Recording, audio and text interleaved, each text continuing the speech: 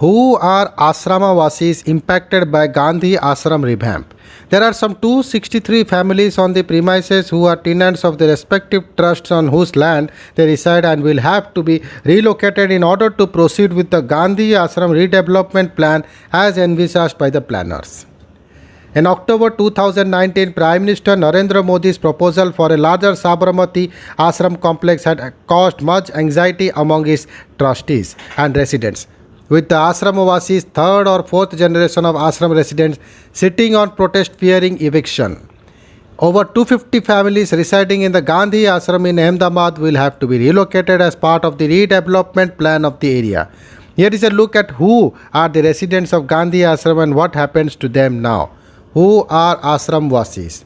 Descendants of the people who were brought into the Harijan Ashram that Mahatma Gandhi established on the bank of Sabarmati River in 1917 to do various tasks and help run the ashram, and those who continued to stay on the premises now controlled by one or other trust called themselves ashramwasis. They comprise all communities as Gandhi believed in Sarva Dharmas Sambhava. Says resident Current residents include OBCs, Dalits, a few Muslims, and some Brahmins.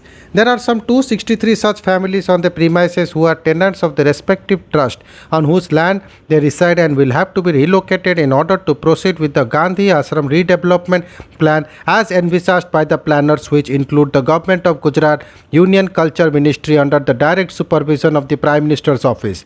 The Gujarat government has offered them options of one-time compensation of Rs 60 lakh or a tenement just outside the proposed expanded ashram complex or a flat in another area in Ahmedabad.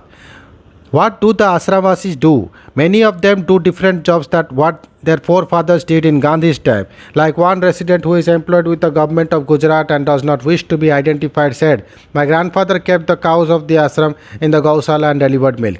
This resident's father is a member of one of the trusts. Ranchod Bhai Gokil, 89, worked in the handmade paper factory called Kalam Kosh.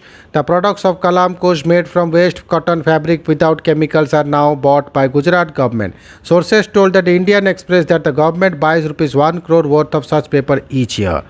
Some are involved in khadi weaving, like 62-year-old who works on wooden handloom in the Imam Manzil campus. Some things still produced here are soap, oil, amber charka, looms and accessories. All these products are sold under Gujarat Khadi Gramodyog Mandal, one of the 6 trusts. Why did the ashramwasis protest? In October 2019, when suggestions to redevelop the Gandhi Ashram were made by the Prime Minister Narendra Modi, fearing eviction, the residents under the banner of Gandhi Ashram Bachao Samiti organized a sit-in at the Hridaya Kunj in January last year. The Sabarmati Ashram Preservation and Memorial Trust put out a statement back then that a lack of formal communication was causing anxiety, concerns and misunderstanding at many levels. The Sabarmati Harijan Ashram Trust, which holds a large chunk of land in the area, supported the residents' cause and wrote to the Chief Minister Vijay Rupani to hold discussions with the residents about the plan. The area managed by SAPMT has only 3 of the tenant families. The 6 trusts among whom the original ashram's land was built are Gujarat Harijan Sevak Sangh, Sabarmati Harijan Ashram Trust, Sabarmati Ashram Gausala Trust, Gujarat Khadi Gramodyog Mandal, Khadi Gramodyog Prayag Samiti and SAPMT. What now? While the ashramwasis are not against the redevelopment plan, many wish to retain their address as Gandhi Ashram, said a resident, to which the state government has agreed. The tenement to be developed just outside the larger complex is for such residents. At least 50 have taken the monetary compensation. Some also want to be associated with the ashram project in some way. For us, this bhumi is important. We don't want compensation, a resident said. The original ashram, on his return from South Africa, Gandhi established the first ashram at Kochrab in 1915, which he shifted after the plague, a piece of open land on the banks of the river Sabarmati, in 1917 for experiments in farming, animal husbandry, cow breeding, khadi and related activities. Originally called Harijan Ashram, spread over 120 acres, the ashram was split into 6 trusts later.